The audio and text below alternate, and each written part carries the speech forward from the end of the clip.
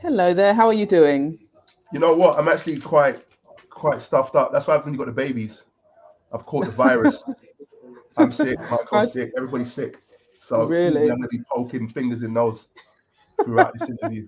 I apologize in advance. literally, I just got better myself. The weekend, I was literally doing the same thing. So Right. yeah, I definitely think you're not alone in being ill. But thank you for joining us today, even though you're not feeling 100%. It really is appreciated. So Pleasure. as you know, it's Black History Month, and throughout the month, I've been having some really great interviews and chats with people who I'm inspired by, who are leaders in their own right, and hopefully, they can share some of their insights around leadership to empower others on their leadership journeys. So, it's Yeah. an honour to have you here. As I said, I've been inspired by you my whole life, and I'm really intrigued to hear a bit As more I have about. you. As I Ah, have yeah, but you you. got 2 years on me. You got 2 years Yeah. on me, Yeah. so I've had more opportunities to look up to you than the other way, and also just in real life, you're taller than me, much taller. So I've always been looking up to All you. right. Fair. All right, brilliant. Well, let's get started then. So, the first question is: tell us your name, your business, and something Mhm. important that we should know about you. So my name is Sylvester Augustin. People call me Sly. And I own a bar on Portobello Road, Notting Hill, called Trailer Happiness, and I've owned it for I'm in my 12th year of ownership now, and recently opened a restaurant directly above it with my partner Michael. Fabulous. So that's quite an exciting feat. I mean, to have a business is a feat, but to have a business that is award winning for 12 years and is legendary on Portobello Road is a fantastic achievement. So you make it sound so blasé, but I mean, it's absolutely fantastic. And also to have now a restaurant as well. So it's great to have you. And, I'm really intrigued to find out about your journey. I mean, do you want to tell us anything else about, the business and how it came about? Um, yeah, so I mean, funnily enough, the thing that connected me with the business, with the bar, was the fact that it was a very welcoming place for me as a person of color to go into an establishment during a time when there was a lot of, um, out and out racism at clubs and bars. You know, it was quite segregated. I'm not sure how it is now because I'm too old for the club, so I ain't been for one in a while. But when I was out in the clubs, it was really it was a problem. And so even though I knew people, I could generally get into most places, but it was a lot of politics, and if you came with a group of your black friends, you might not get into this place, because you ain't got enough girls or you're wearing the wrong shoes. And so at some point I'm like, look, why am I fighting doing like gymnastics to get into a place to spend my money? Like, if you don't want my money, why don't I just find a place that appreciates my money? And this was Trailer Happiness. From the minute I Right. went in there, they were just so comfortable with me, regardless of who I brought with me. Whether it was my white friends, my black friends, or a mix or whoever, it was the same service every time. Right. That was Right. really important. So that was how I connected with that bar. And obviously, through my relationship with the bar, I found myself in a position to buy it. So it was quite, I guess it's quite a unique entry into hospitality. Indeed. Indeed. So yeah, thanks so much for sharing that. I didn't really know so much about the journey and how it came about, but it's great to hear that it was somewhere that you felt comfortable and that you were treated as you rightly should be. But obviously, it's disappointing. I know to this day people are still probably having negative experiences at establishments based on their appearance and identity. But it's great to know that Trailer Happiness, the door is wide open for everybody, no matter who they are. So this is all about leadership. So can you tell me, when did you realize you were a leader? Um, I mean, it's a weird one, isn't it? Because I have to accept that role because I've been that for such a long time and have consistently led some great teams during my time at Trader Happiness. But to be honest with you, it's just for me, it was just a necessity, and it's kind of I don't know, I guess the person who is the most what's what I'm looking for? Invested, you know? Like if you're truly invested in something and you care deeply about that thing, leadership will come. You know what I mean? Like it will just naturally come because you will respond to things in a way that protects the business, protects the team. You know, you'll automatically do things that make it easier for your team to do their jobs, you know, because you care about this thing. So I think um I guess once I parted ways with my original business partners, that was the moment, you know, Right. when it's like, okay, it's just you now. You need to step up and you know get this thing done. Um, Yeah. I look back on that time actually, it's kind of mental how I yeah, just I was just sure that I'd figure it out, Yeah. you know, because I Yeah. cared so much about that bar and the business.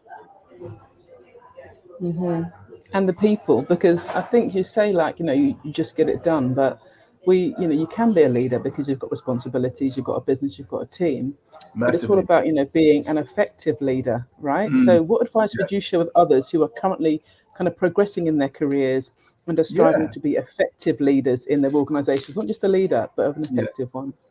I think the most important thing that you can do is to truly, really listen to your team.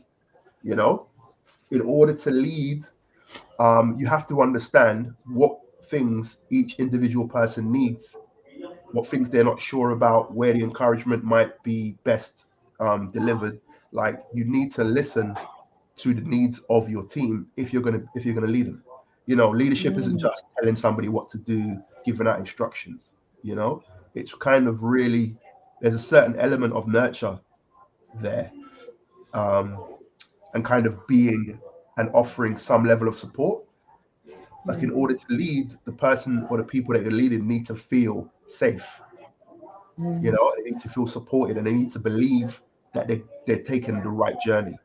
You know, and that's challenging, especially when or if you're an independent business owner, because things can be very volatile. The sun isn't always shining, and you have to manage that without neglecting or taking your team for granted. Yeah, indeed. Yeah, some real talk there. Thank you for sharing that. It's not always easy. And, I guess, most leaders, are striving to be effective. But when you are independent and juggling so many balls, I guess sometimes you can drop a ball. And so I think Yeah. that self awareness and I think being in tune with your team, I think you can listen to them verbally, but maybe there are other ways in which you can listen to the non-verbal signs Hmm. as well to offer support.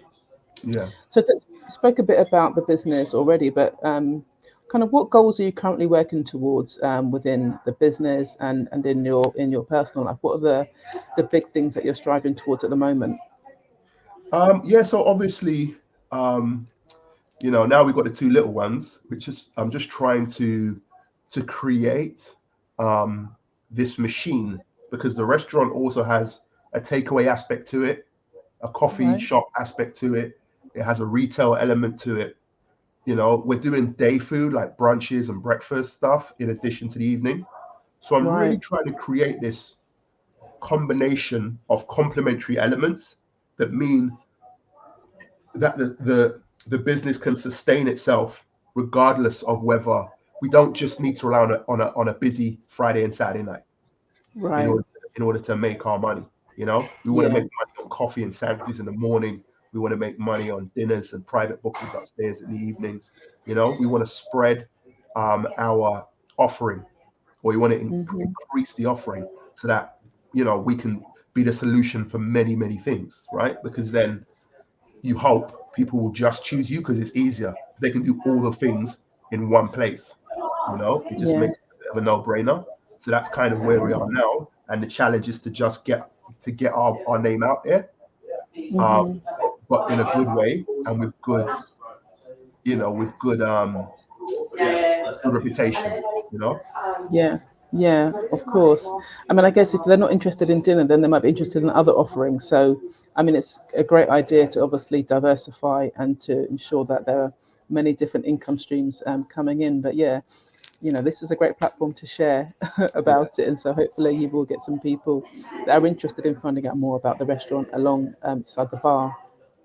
So can I yeah. ask you, what does it mean to be a black leader in your industry, in the hospitality industry? Mm. And how, if at all, has your race and heritage influenced your career progression from a professional and also a personal perspective. So you spoke a bit about getting into clubs and everything and bars, Yeah. but in terms of your kind of career and professional progression, how has that your race and heritage influenced that? Wow. I think it's been challenging in some aspects. Um, now I was well placed to deal with being isolated. I guess that might be a little bit of that only child syndrome. You spend so much time in your own head that you're fine living there, right? So not having business partners was a tough one. There were many times when I just wanted somebody to sound off. I just needed to understand if I was making the right call. And you can ask your team, but ultimately they haven't got the same skin in the game.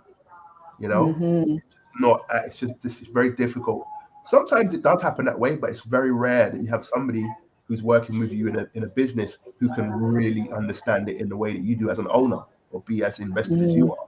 So not having access or a support structure, because there's no other black bar owners that I know, or there's no other, you know what I mean? And also, to a degree, there's a certain aspects of the industry that didn't approach me because they didn't know what Right. to think of me, you know? From a brand standpoint, I got a lot of love. I got a lot of Right. love for brands. But then, I think about things and I think about a lot of my peers who were offered money to expand, offered given opportunities from a business side or conversations. And that never happened. Mm. Business that I've learned, I just learned it on the job. And a lot of it is not optimal, a lot of it is still not optimal. But I've had to just kind of learn on the fly. It would have been really good to have had a mentor, somebody who understands um, my situation. But unfortunately, those are not as easy to find. I'm now a mentor to I a was going to bar say that. Yeah. for Hmm.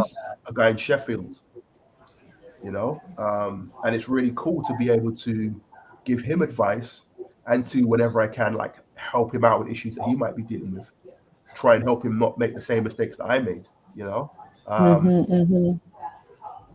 so yeah, Yeah.